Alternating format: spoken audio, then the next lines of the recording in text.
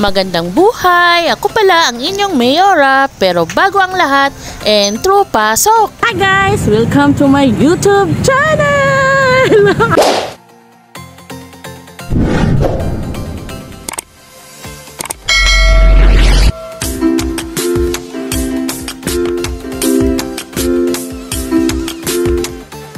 Ito pala guys ang ating lulutuin ngayon, repolyo na may carrots at may kunting baboy. Simple lang guys, pero alam kong masustansya at masarap. Kaya samahan nyo akong magluto para gaganahan ang inyong Mayora sa pagluto. Sabi nila pag masaya ka daw magluto, mas lalong sumasarap ang iyong hinahain. Guys, kunting mikos-mikos lang yan. Gisa-gisa. Procedure lang talaga ang gagawin natin guys. Kung ulam, napakasimple lang pero masarap.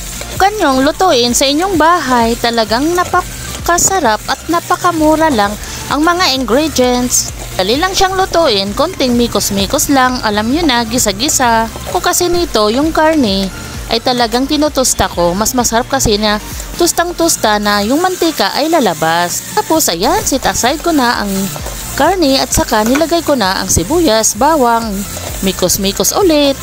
Simple lang yan guys, pagkatapos halo-halo na yan.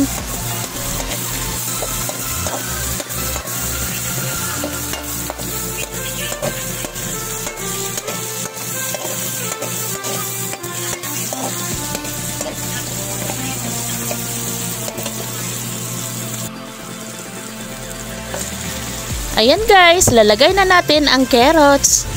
Yun lang ang gulay na parang pang decoration sa aking repolyo. Pero in fairness yan guys, promise masarap talaga yan.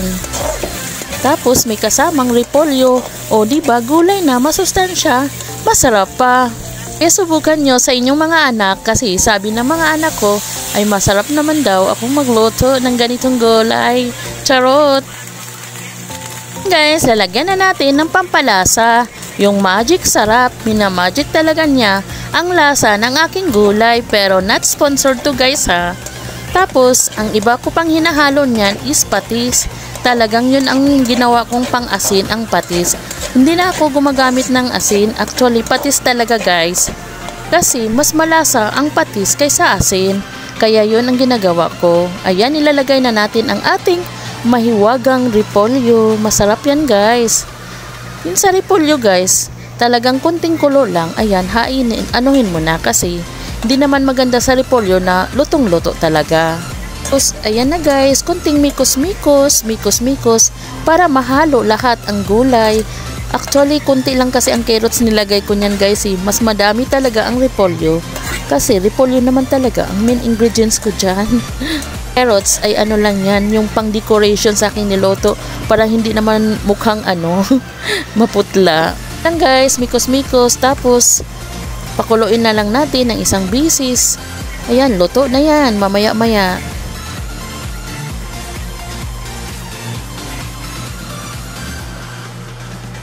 Ayan, charan! Ayan na guys, malapit na maluto ang ating gulay na repolyo na may konting baboy at sayote.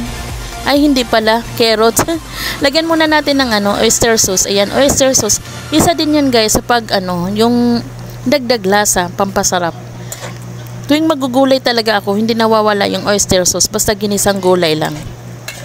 Ayan guys, kunting mikos-mikos, ayan. Maluluto na yan kasi nag-aantay yung aking bunsong anak. Kasi papasok na siya, kaya sabi ko sa kanya, antayan niya to. Kasi minsan na lang kasi kakain ng gulay guys. Puro na lang karne, baboy, manok, diba?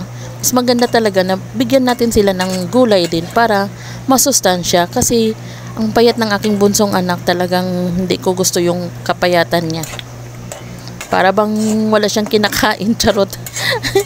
Kumakain naman. Talagang hindi lang daw siya tabain, pero ayoko sa ganong katawan. Kaya hanggang dito na lang. Salamat. Bye-bye.